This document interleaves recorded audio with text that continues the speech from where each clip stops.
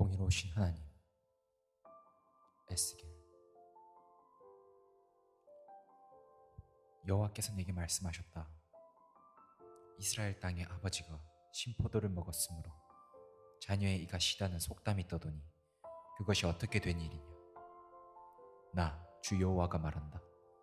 나의 삶을 두고 맹세하지만 너희가 다시는 이스라엘에서 이 속담을 쓰지 못하게 될 것이다. 모든 생명은 다 내 것이다. 아버지의 생명이 내 것이듯 그 아들의 생명도 내 것이니 죄를 짓는 그 사람이 죽을 것이다. 만일 어떤 사람이 의롭게 살면서 올바른 일을 하고 산 위의 산당에서 음식을 먹지 않고 이스라엘의 우상들에게 눈길을 주지 않으며 이웃의 아내와 간음하지 않으며 월경을 하고 있는 여자와 잠자리를 같이 하지 않으며 또 그가 사람을 학대하지 않고 빚진 사람이 담보로 맡긴 것을 돌려주며 남의 물건을 빼앗지 않으며 배고픈 사람에게 먹을 것을 주며 헐벗은 사람에게 입을 옷을 주며 부당한 이익을 얻기 위해서 돈을 빌려주거나 지나친 자를 받지 않고 악한 일에서 손을 떼며 사람들 사이의 일을 공정하게 판단하고 또 그가 내 계명들을 지키고 내 율법들을 잘 지킨다면 그 사람은 의로운 사람이다. 그는 반드시 살 것이다. 나 주 여호와의 말이다. 그런데 이 사람에게 선한 일은 하나도 하지 않고 사람을 죽이는 난폭한 아들이 있다고 하자. 그의 아버지와는 반대로 이러한 죄들을 이 아들이 저질렀다 하자. 곧 그가 산 위의 산당에서 음식을 먹거나 이웃의 아내와 잠자리를 같이 하거나 또 가난하고 어려운 사람을 학대하거나 남의 것을 강도질하거나 빚진 사람이 담보로 맡긴 것을 돌려주지 않거나 우상들에게 눈길을 주거나 혐오스러운 일들을 하거나 또 옳지 못한 이익이나 지나친 자를 바라고 돈을 빌려 주었다고 한다면 이 아들이 살 수 있겠느냐? 아니다. 그는 살 수 없다. 그가 이 모든 혐오스러운 일들을 저질렀으므로 그는 반드시 죽어야 할 것이다. 자기 피는 자기에게로 돌아가야 한다. 그런데 그에게 아들이 있다 하자. 자기 아버지가 저지른 모든 죄를 보고도 아버지처럼 살지 않고 산 위의 산당에서 음식을 먹지 않으며 이스라엘의 우상들에게 눈길을 주지 않으며 이웃의 아내와 잠자리를 같이 하지 않으며 또 사람을 학대하지 않으며 돈을 빌려줄 때 담보를 받지 않고 남의 물건을 빼앗지 않으며 배고픈 사람에게 음식을 주고 헐벗은 사람에게 옷을 주며 또 그가 악한 일에서 손을 떼며 돈을 빌려줄 때 높은 이자나 부당한 이익을 얻으려 하지 않으며 내 율법대로 살아가며 내 규정들을 잘 지킨다고 한다면 그 사람은 자기 아버지의 죄 때문에 죽지 않고 반드시 살 것이다. 하지만 그의 아버지는 옳지 못한 방법으로 남의 돈을 빼앗고 형제의 것을 훔쳤으며 그의 백성 가운데서 좋지 않은 일을 했으므로 그는 자기 죄 때문에 죽을 것이다. 그런데 너희는 아버지가 죄를 지었는데 왜 아들이 벌을 받지 않느냐고 묻는다. 그러나 아들은 옳고 바른 일을 했으며 내 규례들을 다 잘 지켰으므로 반드시 살 것이다. 죄를 짓는 바로 그 사람이 죽을 것이다. 아버지의 죄 때문에 아들이 벌을 받는 일은 없을 것이다.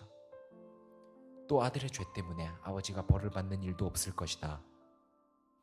이는 의로운 사람의 의는 그 사람의 것이며 악한 사람의 악도 자기의 몫이기 때문이다. 하지만 악한 사람이라도 자기가 저지른 온갖 죄로부터 돌아서서 내 모든 규례들을 지키며 의롭고 올바른 일을 한다면 그는 죽지 않고 반드시 살 것이다. 그가 저지른 잘못들은 잊혀질 것이다. 그가 행한 의로운 행동들 때문에 그는 살 것이다. 나는 악한 사람이 죽는 것을 즐거워하지 않는다. 나 주 여호와의 말이다. 나는 그가 그 악한 길에서 돌아서서 살기를 바란다. 그러나 의로운 사람이 그 의로움에서 돌아서서 죄를 짓고 악한 사람들처럼 혐오스러운 일들을 저지른다면 그가 살 수 있겠느냐? 그가 한 모든 의로운 일들은 다 잊혀질 것이다. 그가 의로운 길에서 돌아서서 죄를 지었으므로 그는 자기의 죄 때문에 죽을 것이다. 그런데도 너희는 주님의 방식은 공정하지 않다고 불평한다. 이스라엘 백성아, 들어라. 내가 공정하지 않더냐? 오히려 너희가 하는 일이 공정하지 못하다. 의로운 사람이 의로운 길에서 돌아서서 죄를 짓는다면 그는 죽을 것이다. 그는 죄를 지었기 때문에 죽는 것이다. 반대로 악한 사람이 악한 길에서 돌아서서 의롭고 올바른 일을 한다면 그는 자기 목숨을 건질 것이다. 그는 자기가 저지른 못된 행위들을 생각하고 모든 죄에서 떠났으므로 반드시 죽지 않고 살 것이다. 그런데도 이스라엘 백성은 주님의 방식은 공정하지 않다라고 말한다. 이스라엘 백성아, 내가 하는 일이 공정하지 않더냐? 오히려 너희가 하는 일이 공정하지 못하다. 그러므로 이스라엘 백성들아, 내가 너희를 각 사람이 한 일에 따라 심판하겠다. 나 주 여호와의 말이다. 회개하고 죄에서 돌아서라. 그러면 죄 때문에 망하는 일이 없을 것이다. 너희가 지은 모든 죄를 버리고 새 마음과 새 정신을 가져라. 이스라엘 백성아, 왜 너희가 죽으려고 하느냐? 나 주 여호와가 말한다. 나는 누구도 죽는 것을 즐거워하지 않는다. 회개하여라. 그러면 살 수 있다. 사랑하는 형제자매 여러분, 우리는 지금이 어떤 시대인지 정말 잘 분별해야 한다고 생각합니다. 예전에는 전혀 생각도 할 수 없었던 많은 일들이 오늘날에 일어나고 있습니다. 그런 시대 속에서 우리들은 지켜야 할 것은 단 하나라고 생각합니다. 거룩함입니다. 우리가 이 시대에 구별되지 않는다면 하나님의 백성으로서 절대적으로 자리를 잡을 수가 없습니다. 하나님의 아들과 하나님의 딸로서 온전하게 자리를 잡지 못한다면 다음번에 설명하겠지만 있을 수 없는 일들이 일어나게 됩니다. 만일 하나님의 자녀이고 하나님의 구원이 내 속에서 살아 숨쉬고 그의 아들 예수 그리스도께서 우리의 진실된 목자이시며 그의 말씀에 의해서 우리가 구원을 얻고 성경의 말씀들이 내게 진리가 된다면, 진리가 되어서 내 삶의 중심으로서 살아간다면 하나님의 나라와 구원의 가치는 누구도 따라올 수 없을 만큼 자부심이 있을 것입니다. 각자의 개인 속에요. 그런 사람들은 절대로 구원에 대해서 가볍게 생각하지 않습니다. 절대로. 하나님의 아들 예수아를 통해서 구원받은 이들은 내 구원을 잃지 않기 위해서 목자의 음성을 세밀하게 쫓아가고 따라가며 행동 하나하나에 조심을 하고 주위에서 살아가게 됩니다. 에스겔 18장을 같이 한번 읽어드렸는데 이 말씀 속에서 가장 중요한 부분 두 가지가 있다면, 이미 의로운 사람이 그 의로움에서 돌아서서 죄를 짓고 악한 사람들처럼 혐오스러운 일들을 저질렀을 때 어떻게 됐는지 24절에 너무나 잘 나와 있습니다. 18장 24절에 보면, 그러나 의로운 사람이 그 의로움에서 돌아서서 죄를 짓고 악한 사람들처럼 혐오스러운 일들을 저지른다면 그가 살 수 있겠느냐? 그가 한 모든 의로운 일들은 다 잊혀질 것이다. 그가 의로운 길에서 돌아서서 죄를 지었으므로 그는 자기의 죄 때문에 죽을 것이다. 이 말을 오늘날 우리에게를 떠나서 크리스천들에게 적용한다면, 내가 믿는다고 주장하는 크리스천 중에 한 사람이 예수님을 나의 구주로 고백함으로써 구원을 얻게 됩니다.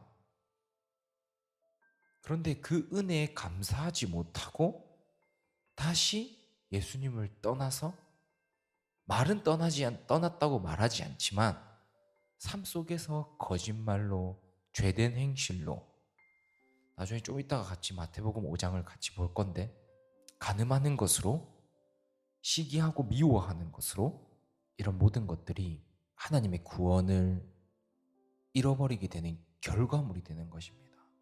구원을 받았음에 감사함으로 이제 우리가 어떻게 사랑할까, 형제와 자매에게 온전함으로 다가갈까,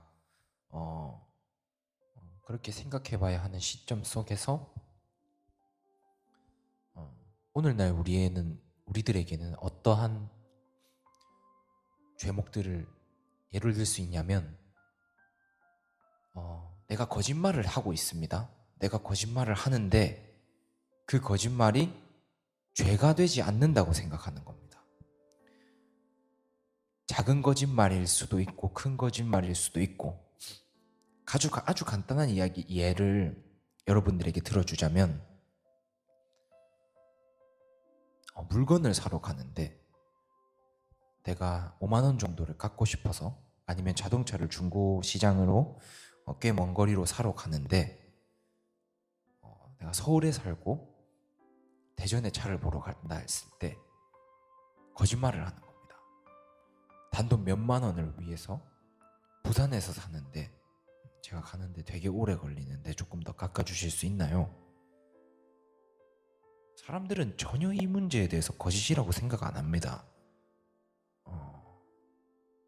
여기에 대해서 거리낌을 가지거나 두려움을 가지지 않고 있습니다.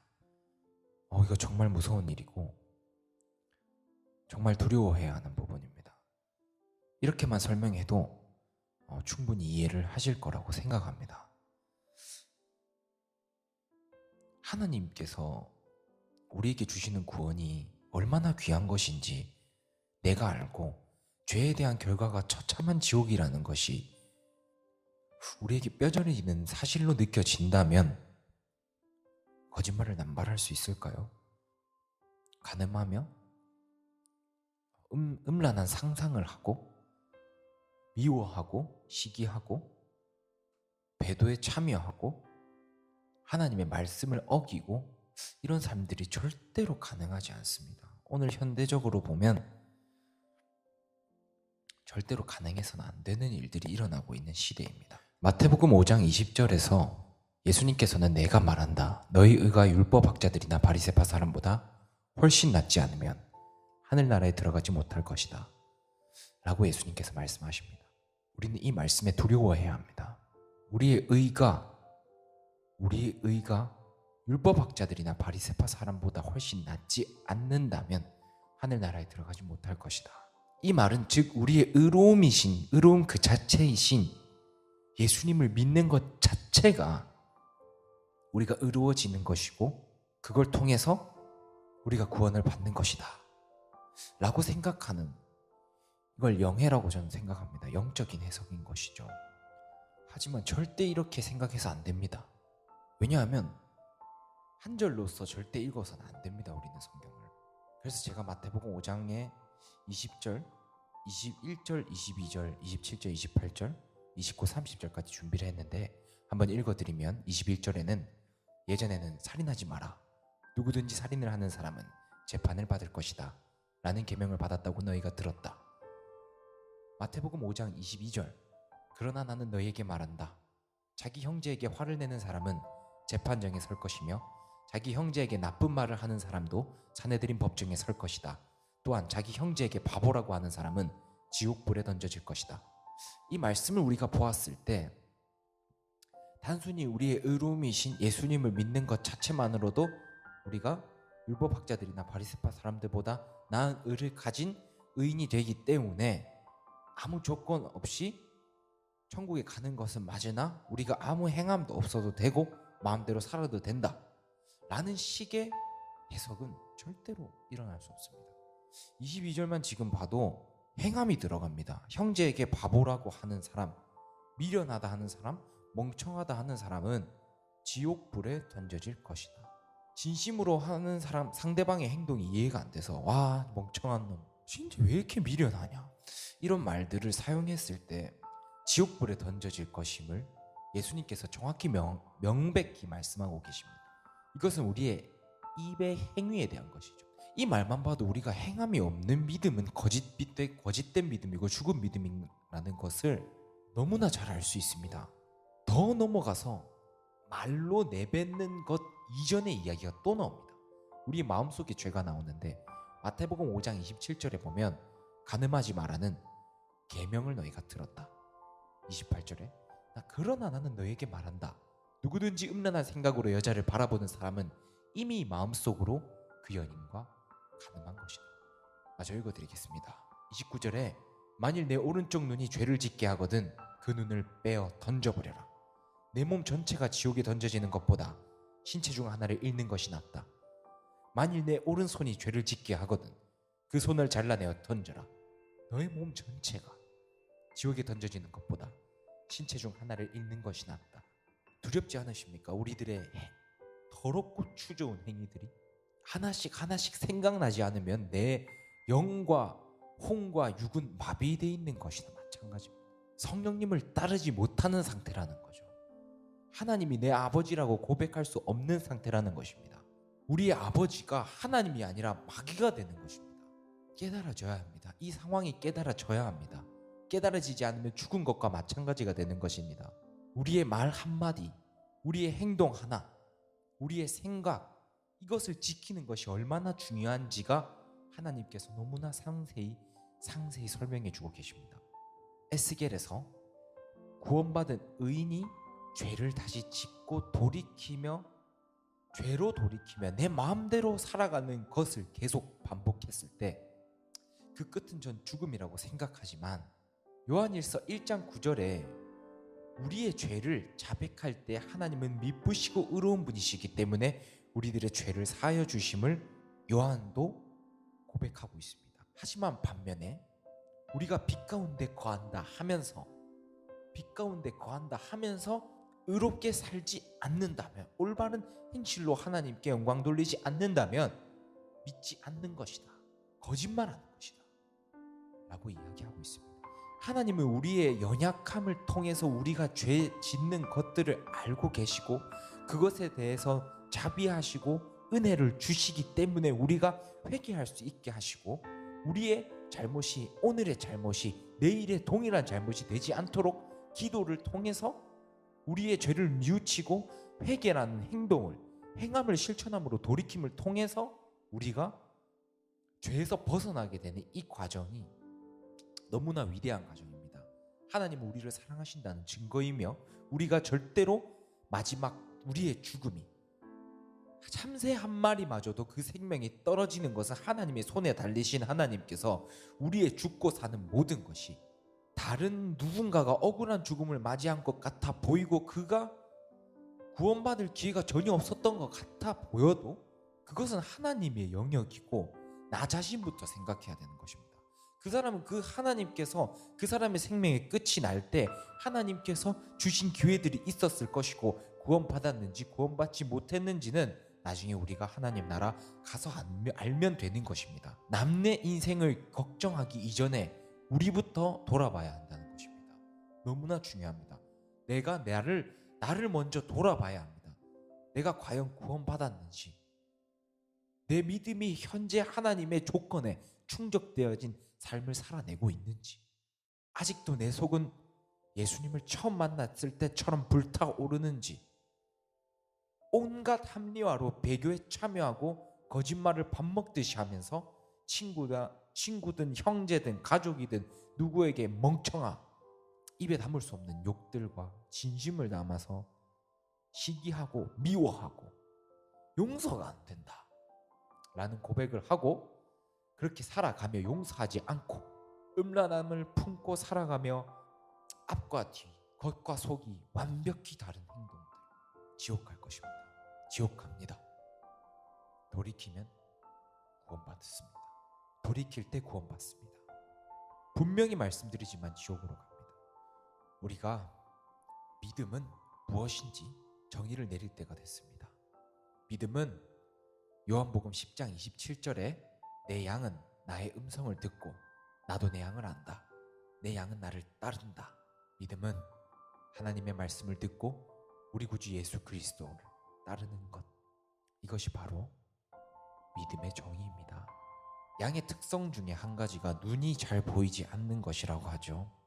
그래서 잘못된 인도를 받으면 절벽으로 다 같이 뛰어내려서라도 죽을 만큼 시력이 좋지 않은데, 그것이 예수님께서 그런 양을 우리를 통해서 비유를 하십니다.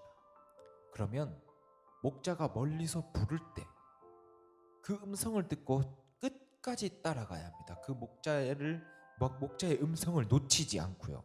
따라서 걸어가는 그 길이 바로 우리의 행함입니다.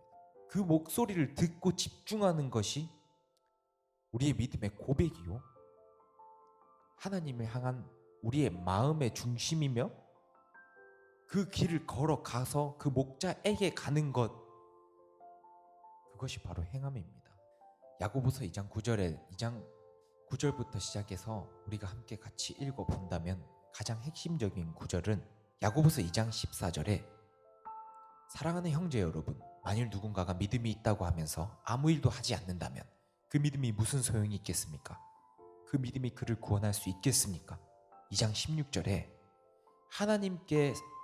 하나님께서 은혜를 베푸시기를 말만 하고 몸을 따뜻하게 하고 먹을 것을 좀 많이 드십시오 라고 말하고 그 사람에게 필요한 것을 주지 않는다면 그런 말은 아무 도움이 되지 않는, 전혀 어렵지 않다고 생각합니다. 이 믿음을 행하고 실천하는 것에 있어서 사회에서 누군가가 거짓말을 할 때 나는 그 거짓말에 참여하지 않을 것이며, 내가 정직함을 가지고 살아갈 것이며, 내가 용서해야 할 일이 있을 때 용서할 것이며, 끝까지 하나님의 진실된 사랑을 지키고 유지해 나갈 것이라는 그 마음가짐과 선한 행실이 더해져서 다른 사람들에게 베푸는 자비가, 용서가, 야고보서 2장 13절처럼 다른 사람들에게 자비를 베푸십시오. 그렇지 않으면 하나님께서 여러분을 심판하실 때 여러분에게도 자비를 베풀지 않으실 것입니다. 자비를 베풀었던 자는 후에 아무 두려움 없이 심판날을 맞이하게 될 것입니다. 아무 두려움 없이 심판날을 맞이하게 될 것입니다. 분명히 이 말씀들을 듣고 회개하고 하나님의 보물을 끝까지 간직하고 있는 성도들이 있을 줄 알고 있습니다. 지금까지 드린 말씀들에 대해서 나눈 말씀들에 대해서 정리를 몇 가지로 나눠서 한다면, 첫 번째로는 진정한 하나님의 공의는 의인이, 예수님을 통해서 구원받은 의인이 다시 죄를 지었을 때 그 죄를 돌이키지 않고 하나님을 떠나고 예수님을 다시 십자가에 못 박을 만큼 그 죄를 지어내며 마음대로 살아갈 때 크리스천도 구원을 상실할 수 있다라는 것이 첫 번째. 두 번째는 우리가 어떤 악인이었더라도 우리의 죄를 돌이키고 회개하여 하나님께로 나아간다면 우리는 구원을 잃지 않고 우리의 죄들은 모두 다 잊혀질 것이다 라는 것입니다. 세 번째는 사소한 거짓말이라도, 사소한 죄를 사소함으로 두지 마시고 오늘 함께 나눴던 말씀들을 생각하여 예수님께서 우리에게 얼마나 죄에 대해서 강조하셨는지, 그 죄를 짓지 않기를 원하시는지에 대해서 알아봄으로써 우리가 죄에서부터 해방되는 것입니다. 마지막으로 이 모든 부분의 연약함들을 이길 수 있는 아주 중요한 기도를 한 가지 알려드린다면, 만일 우리가 예수님을 믿고자 하고 죄가 너무나 싫은데 죄를 지을 수밖에 없는 상황에 처해져 있는 분들이라서 괴롭다면, 마귀에게 시달리고 있을 때, 귀신들에게 공격을 받고 있을 때 우리의 마음의 믿음을 가지고 외치시면 됩니다. 무엇이라고 기도를 하냐? 하나님의 아들인 누구의 이름으로 우리가 기도를 할 수 있냐면 예수 그리스도 곧 예슈아의 이름을 가지고 우리가 기도를 하는 것입니다. 예수님의 이름으로 명하노니, 내 현재 거짓말을 하는 상태 또는 내게 음란한 생각을 주고 있는 상태 또는 내게 시기하고 미워하고 있는 상태 또는 우울하고 불안하고 있는 상태에게 명령을 하십시오. 예수님의 이름으로 불안과 우울은 떠나가고 예수님의 참된 평안이 내 속에 머물지어다. 이렇게 고백하고 기도하십시오. 믿으십시오. 그리고 그대로 누워있지 마시고 몸을 억지로 일으켜서라도 그 말씀과 기도를 믿고 움직이십시오. 놀라운 일들을 경험하기 시작하실 것이고 내 손끝과 발끝에 새로움과 힘이 생겨나게 될 것입니다. 두렵고 불안한 상태에 그렇게 기도하시고 내가 음란함을 끊지 못할 때 그런 생각이 들 때 내 손에서 범죄가 일어나려고 하는 상황 속에서 또 기도하십시오. 예수님의 이름으로 이런 음란한 생각들은 전부 떠나가고 하나님의 평안이 내게 임하고 하나님의 말씀이 내 속에서 살아서 움직이게 될죠. 이렇게 고백함으로써, 기도함으로써 우리가 박차고 그 자리를 일어나는 순간에 하나님이 얼마나 역사하시는지 보십시오. 상상도 할 수 없는 하나님의 역사가 일어나게 될 것입니다. 그것들을 적용하며 하나님의 모든 것들을 기쁨을 통해서 맛보는 하나님의 자녀들이 되기를 원합니다. 이 마지막 시대는 너무나 중요한 시대입니다. 그 마지막이 얼마나 중요한지 현재 많은 사람들이 이 시대에 말세라고 표현을 합니다. 계시록 14장 9에서 10절에 보면 누구든지 짐승과 우상에게 경배하고 이마나 손에 짐승의 표를 받는 자는 하나님의 진노의 포도주를 마시게 될 것이다. 그 진노의 포도주는 물을 타지 않은 독한 술이다. 그들은 거룩한 천사들과 어린 양이 보는 앞에서 유황불로 고통을 겪게 될 것이다. 짐승의 표라는 것이 언제 등장할지 아무도 모르지만 그 짐승의 표는 특징을 가지고 있습니다. 사고 팔고 사회적 활동을 다 제한하게 된다는 것입니다. 매매를 할 수 없게 되고 우리가 저축했던 모든 금전들은 무용지물이 되는 때, 짐승의 표가 없으면 그것들을 전부 사용할 수 없게 되는 때, 사용할 수 있는 자들은 다 짐승의 표를 받는 것과 다름없는 것입니다. 이 영상에서는 더 다른 말을 할 수 없지만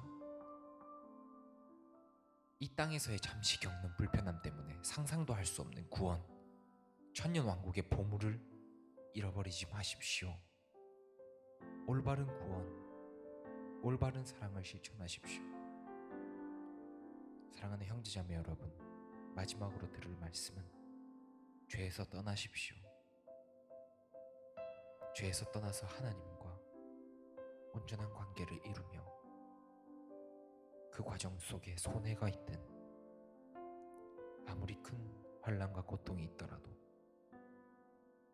믿음을 지켜내는